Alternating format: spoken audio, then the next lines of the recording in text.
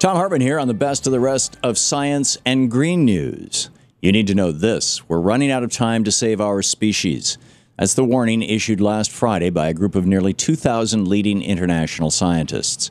The recent call for action was the outcome statement from a 4-day meeting called Our Common Future Under Climate Change, which was a gathering of academics ahead of the UN climate talks in Paris later this year.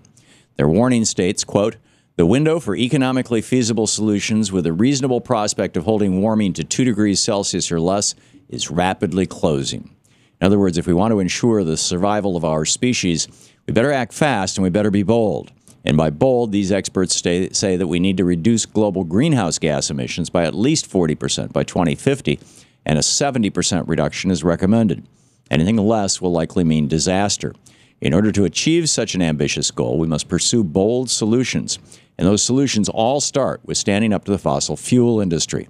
In their call for action, these scientists say that it's time to end fossil fuel subsidies and put a price on carbon. They say that a carbon tax helps level the playing field among energy technologies by charging for the damage caused by climate change and rewarding other benefits of mitigation activities. That means that green energy technology like wind, solar, and geothermal would suddenly be the more affordable energy option for our planet. In addition to these suggestions, the experts call for large national investments in climate change adaptation, mitigation, and clean energy to help increase inclusive and sustainable growth. We only have one planet to call home, and the actual scientists are telling us to get busy if we want to survive here much longer. A consumer advocacy group wants the Coca-Cola company to stop making illegal claims about diet soda.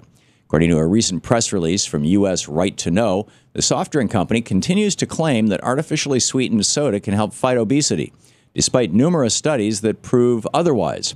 The consumer group is calling on the FDA to rein in the misleading claims, which present diet soda as a treatment for losing weight. A growing number of scientific studies have linked artificial sweeteners to weight gain instead of weight loss, but Coca-Cola continues to list these products as part of their global commitment to help fight obesity. Gary Ruskin, the co-director of the U.S. Right to Know, said Coke is wrong on the facts and the FDA should stop them if they're on the wrong side of the law. They're not calling on the agency to block the sale of these products, only to make it clear that they are not a recognized treatment for weight loss. But considering the numerous other studies that have shown these artificial sweeteners pose serious health risks, perhaps it wouldn't be a bad thing if the FDA was to take them off the market once and for all. Humans have a long history of loving our pets. While archaeologists have long documented our domestication of dogs, early examples of pet cats are more rare. That's why the recent discovery of a Native American domesticated bobcat made big news in the science community.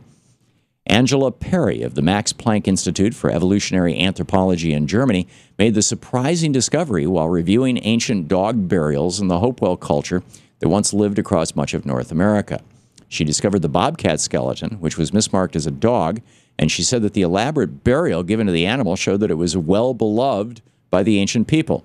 The bobcat was adorned with a collar made of bear teeth and shells, and it was surrounded by other objects. It's clear that our love for animals goes back to our earliest ancestors, and that those ancient cultures were just as devoted to their beloved pets. Food and Water Watch says it's time for the White House to fix our broken GMO approval process. In an article last week, that advocacy group explained that our government has dropped the ball when it comes to monitoring the safety of our food supply, and they want to change. Their article says the current system relies on analysis and data from companies seeking approval for their new GMO crops and fails to do any post-approval monitoring once these foods hit the market or even require labeling. That means that the agencies in charge of protecting our food supply, the EPA, the FDA, and the USDA, all rely on the studies and tests conducted by the very same corporations that stand to profit off genetically modified food crops.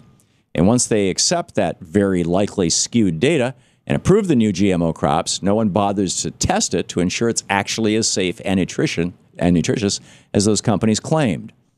The White House recently released a memo to these agencies announcing a planned update to their policies, and Food and Water Watch wants that update to fix these problems. It's the responsibility of these agencies to protect us, and the safety of our food supply should be front and center.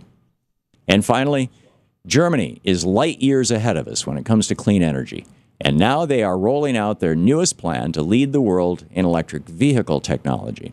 Last week, the very first all-electric 18-wheeler hit the road in Munich, Germany, where it will go into full service, transporting vehicle parts across the city. The tractor-trailer was developed by BMW and a German automotive service provider called the Schirm Group, and it will save almost 12 tons of carbon dioxide every year. According to the companies, the new truck is CO2-free, quiet, and it generates almost no fine particle pollution. But so far, it only goes about 60 miles on a charge. Considering it's the first of its kind, that's still pretty impressive. It's only a matter of time before the range of this truck is extended, and this technology is used throughout the world. The only question is whether the U.S. will help lead the world in green technology innovation, or whether we will continue to let big oil rule our future. And that's the way it is for the week of July 13th, 2015. I'm Thom Hartmann on Science and Green News.